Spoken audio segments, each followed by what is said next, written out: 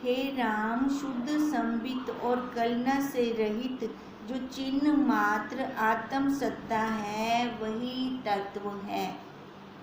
शुद्ध है, कलना से रहित है और चिन्ह मात्र है। चिन्ह मात्र मतलब दिखती नहीं है, खाली अनुभूति होती है उसकी, उसको तत्व कहते हैं। उसमें जो अहम उल्लेख से संवेदन कलना पूर्ण रूप से फुरी है। देखो अब फुरना कब है, जब हम संजीव बैठे हैं, है ना, तभी फुरना है ना, जब चेतना के साथ बैठे हैं। मुर्दे के अंदर फुरना होता है कोई? नहीं, उसके अंदर कोई फुरना नहीं होता। कहते हैं यही जो अहम उल्लेख है और संवेदन कलना है ना, थोड़ी सी भी चींटी कहीं पे भी काट जाए, किधर भी पूरे शरीर में, हमें वहाँ अनुभूति हो जाती है उसकी। संवेदन कलना पूर्ण रूप से भरी पड़ी है, जहाँ मर्जी हाथ लगा के देख लो। वही चिन्ह मात्र संबित का आभास है। अब उसका आभास हम ऐसे फील करते हैं, उसको हम जानते कैसे हैं? ऐसे इस 5 भूतों के अंदर उसको जानते हैं, क्योंकि वो कौन जनवा रहा है? वह स्वयं जनवा रहा है ना। अगर मुर्दे को देखो बर्फ के ऊपर सुला देते हैं, कोई फुंडा नहीं है, वैसे जड़ का जड़ पड़ा हुआ है।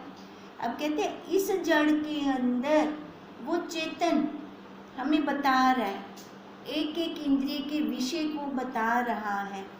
वही संवेदन फुरकर स्थान भेद से सूक्ष्म है।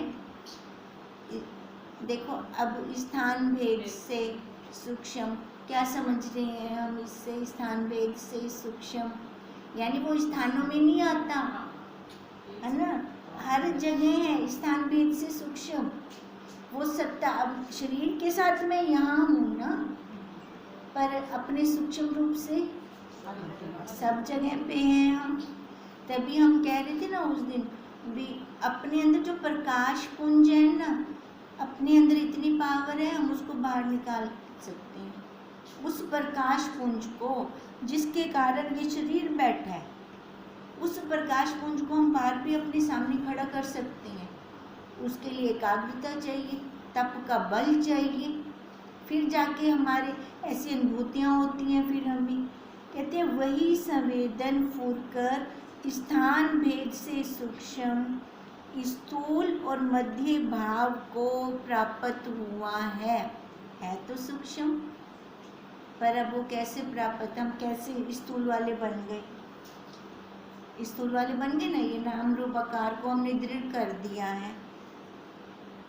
और वही फिर दृढ़ स्पंदन से मनन भाव को भी प्राप्त हुआ है। अब कैसे हम स्थूल से सूक्ष्म में जा रहे हैं, जबकि हम सूक्ष्म हैं, सूक्ष्म से पहले हम स्थूलता में आए, आकार के ऊपर दृढ़ता कर ली हमने। अब देखो अब गुरुदेव हमें क्या करवा रहे हैं, फिर से आकार से हटाकर फिर अपने मूल पर सूक्ष्म पर ला रहे हैं हमें। सात्विक राजस और तामस तीनों उसी के ही आकार हैं। सात्विक राजस और तामस तीनों आकार उसी के अंदर है। वह अविद्या त्रिगुण प्राकृतिक धर्मणी हुई है। अब सारा प्रकृति अपने धर्म के अनुसार चल रही है। टाइम से देखो सूरज आ रहा है, टाइम से जा रहा है, टाइम से ऋतुएं आ रही हैं, है ना, कैसे बारी बारी से सारी आती हैं ऋतुएं। और 3 गुण जो तुमसे कहे हैं वे भी एक गुण 3 प्रकार के हैं। अब सत्वगुण के अंदर सत्वगुण, मध्यम सत्वगुण और तमो सत्वगुण, एक गुण के 3 प्रकार। ऐसे ही राजस के भी 3, ऐसे ही तमो के भी 3, जिससे अविद्या के गुण 9 प्रकार के भेद को प्राप्त हुए। अब 3 3 6 3 9 हो गए ना, 6 और 3 9। अब कहते हैं ऐसी ही ये तीनों अविद्या, अविद्या। अब सतो में तमोगुण कैसे हुआ?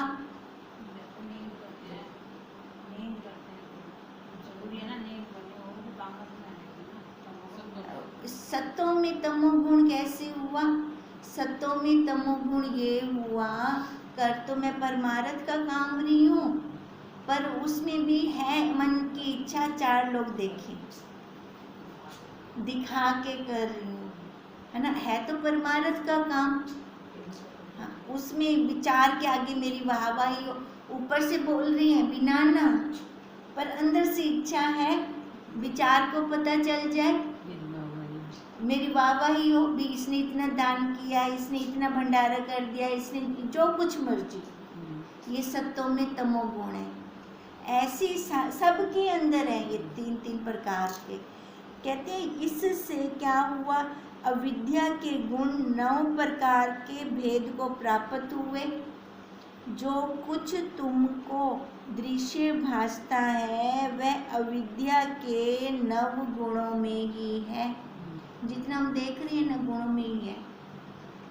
कोई ज़्यादा सात्विक हो गया, कोई कम सात्विक, कोई तमो वाला सात्विक, ऐसे कोई ज़्यादा रजो वाला, कोई मध्यम रजो वाला, है ना, कोई तमो रजो वाला हो गया। कहते हैं जितना कुछ हम क्रिया कर रही हैं, जितना कर्म कर रही हैं, इन गुणों से बाहर नहीं है। तभी कृष्ण जी ने कहा ना, गुणों के अंदर गुण ही बरत रहे हैं, तभी तो गुण बरत रहे हैं आपस में। ऋषिवर, मुनीश्वर, सिद्ध, नाग, विद्याधर और देवता अविद्या के सात्विक भाग हैं। ऋषिवर, मुनीश्वर, सिद्ध, नाग, जो नागे लोग हो गए, विद्याधर और देवता अविद्या के सात्विक भाग हैं। और उस सात्विक के विभाग में नाग, सात्विक, तामस, जिनको नागे बोलते हैं ना, ये सात्विक तामस में आ गए। सात्विक तामस हैं। विद्याधर, सिद्ध, देवता और मुनीश्वर अविद्या के सात्विक भाग में सात्विक राजस, क्योंकि ये सिद्धि करते हैं ना, तप करते हैं, क्रिया करके किसी न किसी सिद्धि को प्राप्त करते हैं। अब ये रजोगुण में आ गए। और हरिहर आदिक केवल सात्विक हैं। हरिहर आदिक जो ब्रह्मा, विष्णु, महेश, ये सात्विक हैं। हे राम जी, सात्विक जो प्राकृतिक भाग हैं, उसमें जो तत्वज्ञ हुए हैं वे मोह को नहीं प्राप्त होते। अब जो सात्विक में क्या कह रहे हैं, जो प्राकृतिक भाग हैं उसमें जो तत्वज्ञ हुए हैं। अब प्राकृतिक भाग मतलब जिनको आकार वाले, हमारे जैसे गुरुदेव हो गए, है ना, आकार में आ गए ना, प्राकृतिक भाग में है ये। कहते हैं वही तत्वज्ञ हुए हैं। तभी हम कहते हैं अच्छा है हम तत्वज्ञ गुरुदेव हमें मिल गए, हमें शुरू से ही वही मिले हैं। अगर हम कहीं और में हाथों में आ जाते तो, छू मंत्र वाले हाथों में आ जाते तो हम तो उन्हीं को ही सही समझ जाते, क्योंकि अपनी बुद्धि तो थी नहीं उस टाइम। जैसे बच्चे की अपनी बुद्धि नहीं होती, उसको जो संगति मिलती है वो उसी को अच्छा समझ लेता है। अब ऐसे ही हमें अपने तत्वज्ञ गुरुदेव मिल गए। कहते हैं वो जो मोह को नहीं प्राप्त होते। अब तत्व को जाना उन्होंने आकार में आकर, तो ये मोह आसक्ति से परे हो गए, क्योंकि इसको झूठा मिथ्या कर दिया, झूठा मिथ्या जान लिया, इस पे दृढ़ता कर ली, क्योंकि वे मुक्ति रूप होते हैं। हमें वो अपने लिए थोड़े लेते हैं जन्म, उनका अवतार होता है, वो हमें छुड़ाने के लिए आते हैं, हम जैसों को छुड़ाने के लिए आते हैं। वो पहले से मुक्त स्वरूप होते हैं। क्या होता है, उनको बस थोड़ा सा ना पीछे की रिवीजन करनी होती है। अब जैसे हमारे गुरुदेव को लीला शाह बापू पहले तो रिवीजन की ना थोड़ी सी, अब रिवीजन करने के बाद एकदम दृढ़ता कैसे आ गई। इच्छा वाला पीछे वाला किया हुआ था, इनकी अपनी इच्छित प्रारब्ध होती है। 17वीं बार जन्म हो रहा है हमारे गुरुदेव का, 17वीं बार इस धरा पर आ रहे हैं वो, तो क्यों आते हैं? क्योंकि हम जैसों का कुछ ना कुछ रह जाता है। अब कितने करोड़ों साधक हैं गुरुदेव के, कितनों ने मंत्र दीक्षा ली हुई है, और सब अलग अलग स्थिति वाले हैं। कोई तो अभी कोई बाहरी मूर्ति पूजा वो भी तो है ना, साधक हैं गुरुदेव के, शिष्य हैं वो भी, अभी कोई वहाँ खड़े हैं।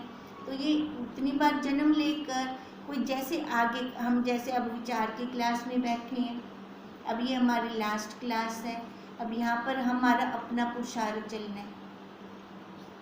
एक जगह पे तो गुरुदेव का बल लगता है, जो मूर्ति पूजा पे खड़े होते हैं उनको वहाँ से धकेलते हैं, वो धकेल कर इधर लाने का उनका पुरुषार्थ होता है। यहाँ बैठकर अब हमारा चलना है पुरुषार्थ, क्योंकि इसके बाद कोई और क्लास शेष नहीं है, सबसे ऊपर वाली क्लास है। अब ऊपर वाली क्लास मतलब पीएचडी। अब पीएचडी में थीसिस हमारे अपने चलनी है, हमारी अपनी अनुभूतियाँ चलनी है। हम जो अनुभूति करेंगे वो हमारा अपरोक्ष ज्ञान बनेगा। फिर हम अपना अपरोक्ष ज्ञान ठोक बजा के कह सकते हैं, सुना सुनाया नहीं है, किसी का कहा हुआ भी नहीं है, अपनी खुद की अनुभूति है। जब अपनी खुद की अनुभूति होती है तो शास्त्र बनते हैं। अब ये शास्त्र कैसे बने सारे, है ना, उन सबकी अपनी अपनी अनुभूति है ना, तभी शास्त्र बने।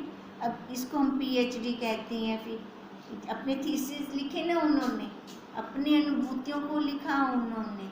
अब इसलिए कहते हैं क्योंकि वो मुक्ति रूप होते हैं, हरिहर आदिक शुद्ध सात्विक और सदा मुक्ति रूप होकर जगत में स्थित हैं। वे जब तक जगत में हैं तब तक जीवन मुक्त है, और जब देह मुक्त हुए तब परमेश्वर को प्राप्त होते हैं। हे राम, अविद्या के दो रूप हैं। एक अविद्या विद्या रूप होती है, जैसे बीज फल होता है और फल बीज होता है। क्या कह रहे हैं? ये विद्या के दो रूप बता रहे। एक अविद्या विद्या रूप, बीज उसके अंदर फल है ना, फल बीज के अंदर फल है और फल के अंदर बीज है, ओतप्रोत हो गए। जैसे जल से बुलबुला उठता है वैसे ही अविद्या से विद्या उपजती है। अविद्या से विद्या उपजती है। कैसे? अविद्या, ये अविद्या, ये शरीर अविद्या वाला, अब इससे विद्या उपजती है ना ऐसा। अब इससे अगर ये आकार ना मिला होता अविद्या वाला तो इससे विद्या कैसे उपजती? तो हम तो थैंकफुल हैं कि इस आकार में आए उस श्री परमात्मा के, है ना, कि उन्होंने हमें आकार दिया, नहीं तो हम ये ज्ञान नहीं ले सकते थे। जैसे जल से बुलबुला उठता है वैसे ही अविद्या से विद्या उपजती है, और विद्या से अविद्या लीन होती है। विद्या से अविद्या लीन होती है।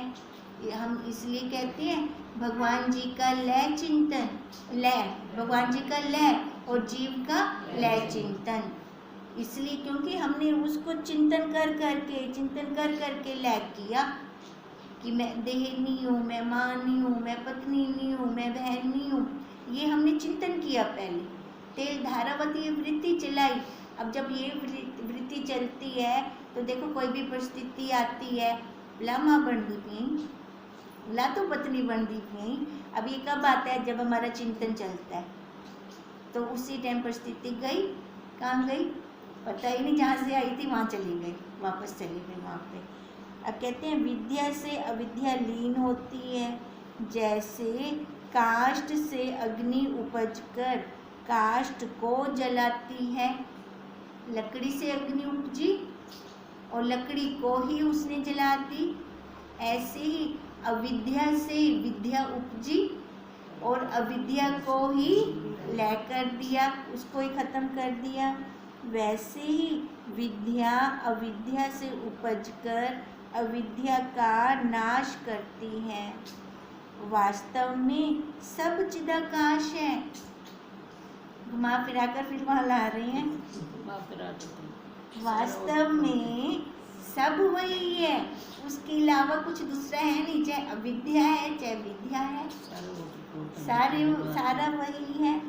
जैसे जल में तरंग कल्पना मात्र है, पर तरंग क्या है?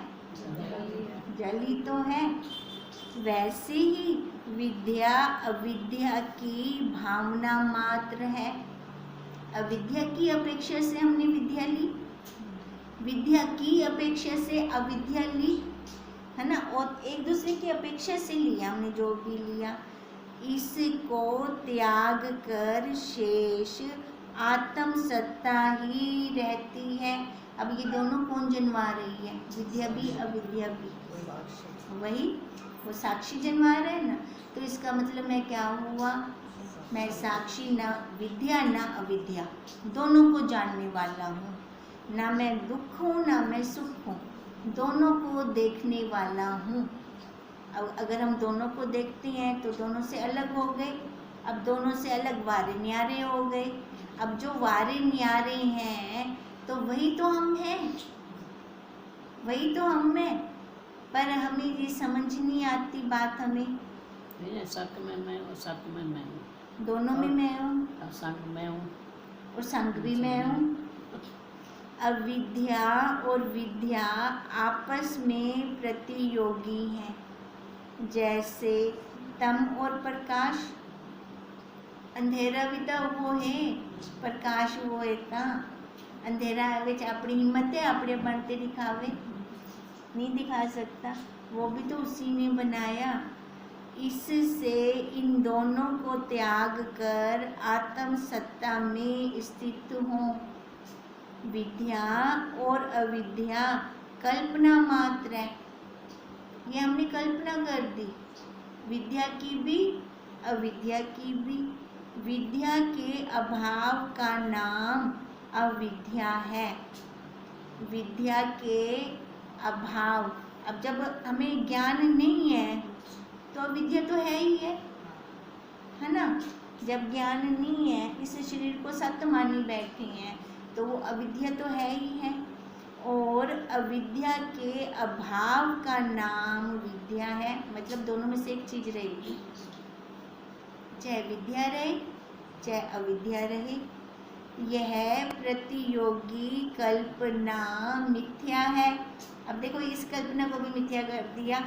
अभी कह रहे हैं दोनों में से एक चीज रहेगी, चाहे विद्या रहे या अविद्या रहे। अब कहते हैं ये जो हमने प्रतियोगी की ना, एक की अपेक्षा से दूसरे को लिया, ये भी मिथ्या है। जब विद्या उपजती है तब अविद्या को नाश करती है और फिर आप भी लीन हो जाती है। अब जब देखो, अब क्या कहता है, जब तेरी बुद्धि अज्ञान तैर जाएगी तब सुना हुआ भी भूल जाएगा, है ना।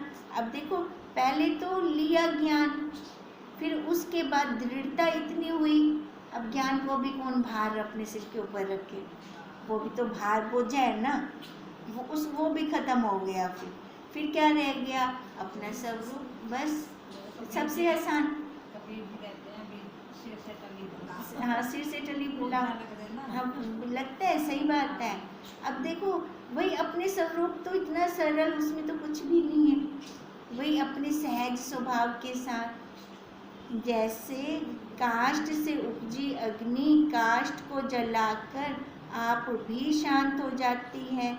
इसलिए कहा अविद्या को ये नष्ट कर, विद्या अविद्या को नष्ट करती है और आप भी फिर लीन हो जाती हैं।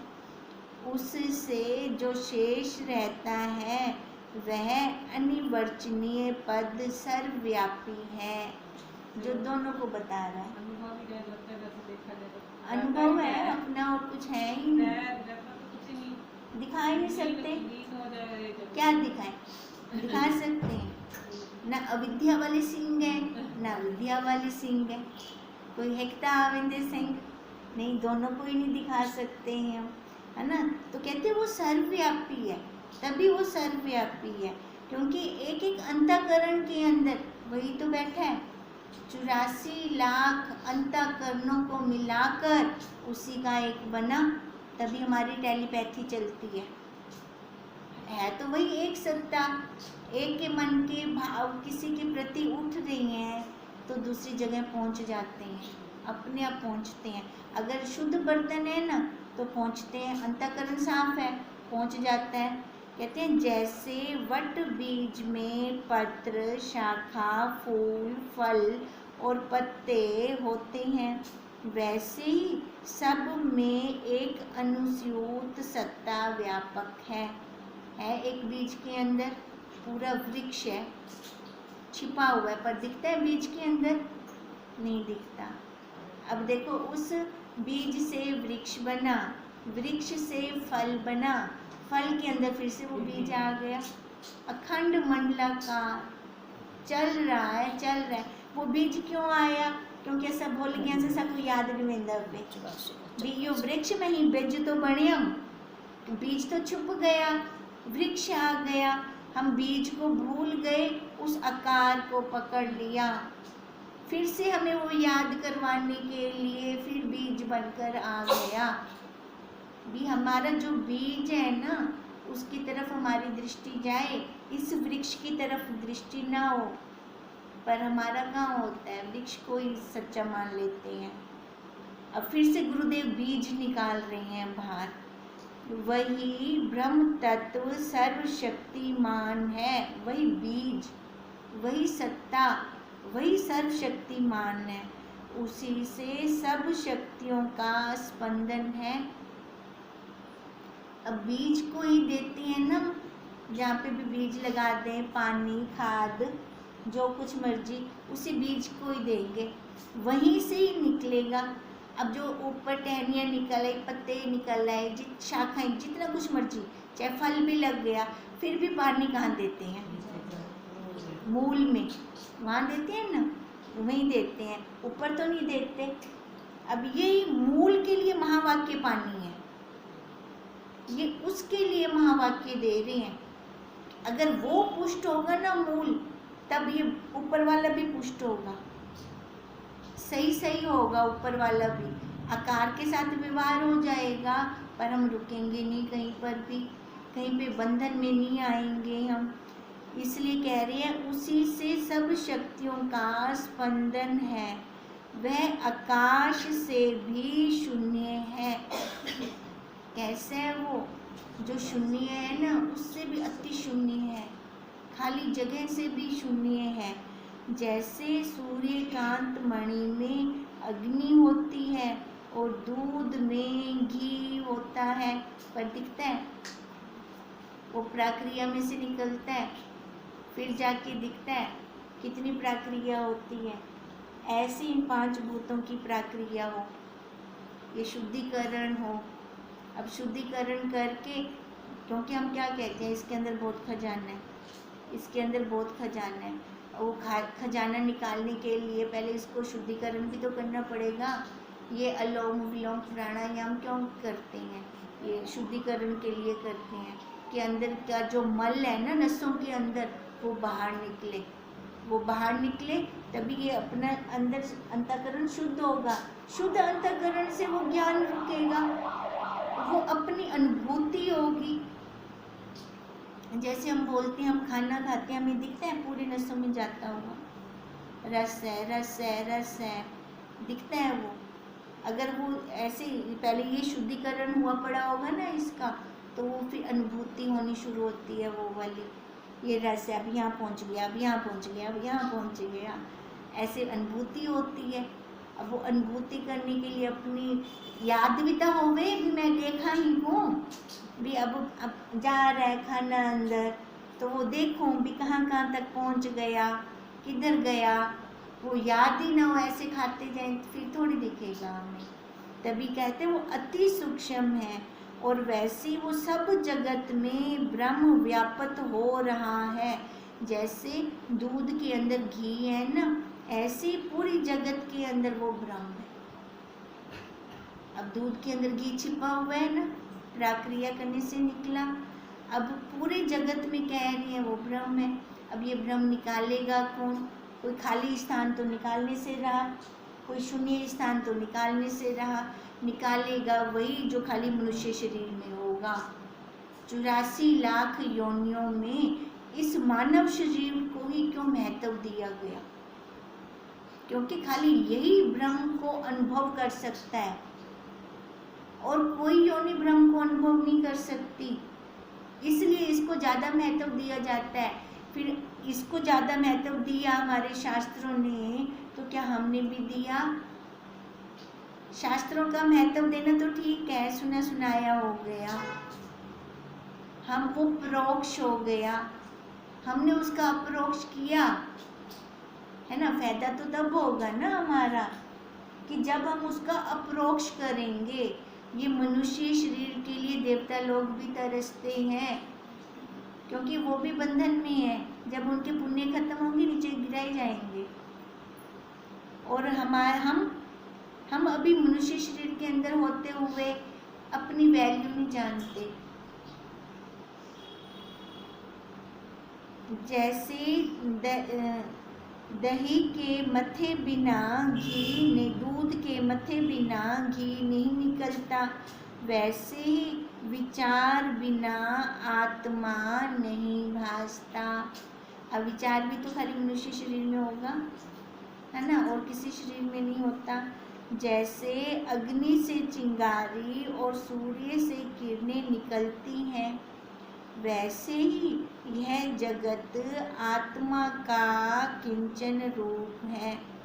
सूर्य की किरणें हो गई, अब किरण है तो इसका मतलब सूर्य है ना, तभी किरण नहीं ना। अब इसका कह रही है ये जगत है, तो इसका मतलब वो है, वो ब्रह्म है। इसलिए कहा वैसे ही यह जगत आत्मा का किंचन रूप है।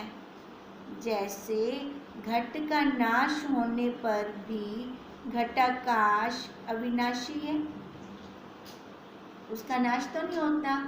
मटका टूट गया, हम क्या कहें आकाश भी टूट गया? नहीं ना, वो तो ना कहीं आया ना कहीं गया, वैसे का वैसे ही है। वैसे ही जगत के अभाव में भी आत्मा अविनाशी है। जगत के अभाव, ये चाहे जगत रहे महाप्रलय हो जाए, पर उसका कभी महाप्रलय होगा नहीं। हम तभी कहते हैं ना, मैं राजपुरा से मटका पटियाला ले गई। अब मटके के अंदर आकाश तो था, अब वहाँ मटका टूट गया। अब मैं ये थोड़ी कहूँगी ये वाला आकाश राजपुरे का है, हम कह सकते हैं ऐसे? या उस आकाश को मैं पकड़ सकती हूँ जो मेरे मटके में था? नहीं, वो तो उसी में लय हो गया, आकाश आकाश में लय हो गया, बाहर वाला आकार फूट गया बस। अब कहते हैं है वही जगत, जितना मर्जी टूट जाए फूट जाए, पर वो कभी नहीं टूटती फूटती, उसका लय कभी नहीं होता। हे राम, जैसे चुंबक पत्थर की सतह से जड़ लोहा चेष्टा करता है, परंतु चुंबक सदा अकर्ता ही रहता है। अब चेष्टा किसने की? लोहे ने। चुंबक ने तो नहीं की ना, चुंबक तो एक जगह खड़ा है, चुंबक का पहाड़ है, ठीक है, वो खड़ा है स्थिर। लोहा उसके सामने आया, खिंच गया, अपने आप खिंचा गया। ऐसी कह रही हैं कि चुंबक तो सदा अकर्ता, उसने तो कुछ कर्म नहीं किया।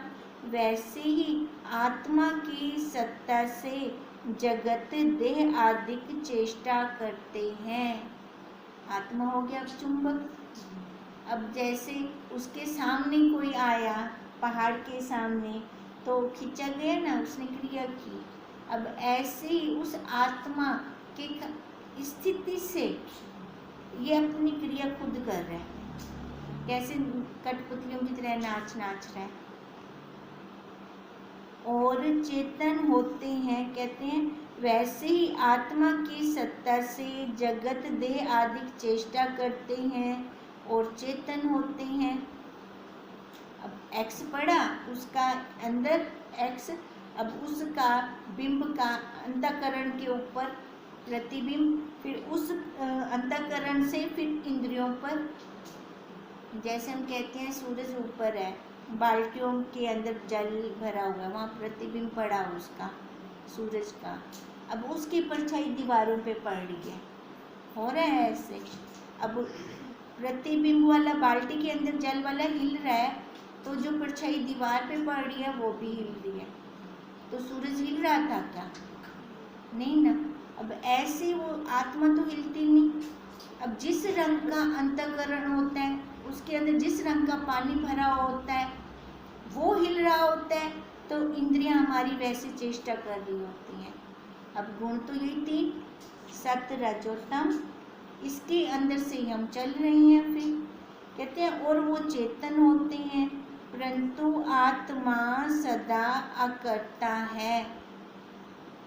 इस जगत का बीज चैतन्य आत्म सत्ता है। पहले बोले ना बीज की तरफ जाएं, मूल की तरफ जाएं। अब मूल क्या है? वही चैतन्य सत्ता, और उसमें संवित संवेदन आदि शब्द भी कल्पना मात्र है। उसके अंदर कुछ फुरना है क्या?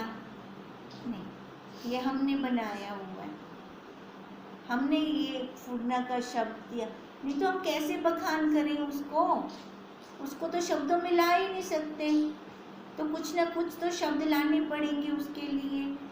जैसे जल को कहते हैं कि बहुत सुंदर और चंचल है, और जल ही जल है, चाहे सुंदर है, चाहे चंचल है, चाहे क्रिया कर रहा है, चाहे उछाले मार रहा है तो जल। वैसे ही संवेदन आदि सब चैतन्य रूप हैं, चाहे कोई चोर है, चाहे डाकू है, चाहे साधु है, ये सारी किसकी सत्ता से कर्म कर रही हैं? उसी चेतन की सत्ता से ना। अब जैसे इन्होंने बोला है तो वो जल समुद्र, उसके अंदर लहर भी है, बुदबुदा भी है, उछाले भी मारे हैं, जो कुछ मर्जी कर रहे हैं, है तो उसी के कारण। अगर जल समुद्री ना होता तो ये सारा कुछ होता क्या? ना होता। अब ऐसे ही अगर वो सत्ता ही ना होती, चोर कौन और साधु कौन, फिर वो भी ना होते। जहाँ न किंचन है न अकिंचन, वही हमारा स्वरूप है। अब क्या कह रहे हैं? चाहे चोर है चाहे साधु है, वही रूप है। गुणों के कारण वो कह रहे हैं ना, चोर और साधु। एक के गुण अच्छे हैं तो हमने साधु बोला, एक के गुण तमोगुणी ज़्यादा है तो हमने उसको चोर बोल दिया। अब कहते हैं गुणों के कारण कह रहे हैं, पर है तो उसके कारण। अब जैसे हम इसका एक और उदाहरण भी लेते हैं।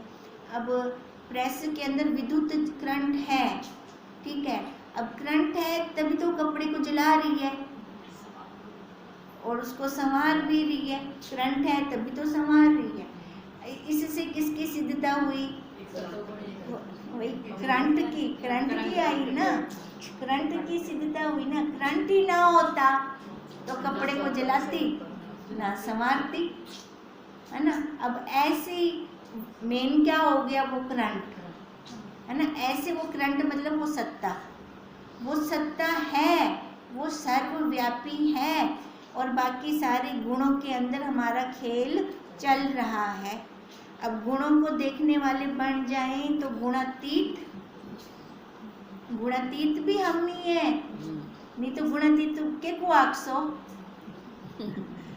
किसको कहेंगे? गुणातीत, है ना। जो गुणों से ऊपर उठेगा, आकार में होगा, वही तो गुणों से ऊपर उठेगा, वही तो गुणातीत होगा। तो देख लो कितनी पावर है अपने अंदर, कितने राज खजाने छिपे पड़े हैं हमारे अंदर। अब इन्हीं खजानों को निकालना है, फिर हमें निकाल के अनुभूतियाँ करनी है, फिर उसकी थीसिस लिखो, फिर अपने शास्त्र आप बनाओ। पूरा एक शास्त्र अंदर घूमता है अपने अंदर, यहाँ से बहुत निकल सकता है। ओम तम नमामि हरिं परम, ओम तम नमामि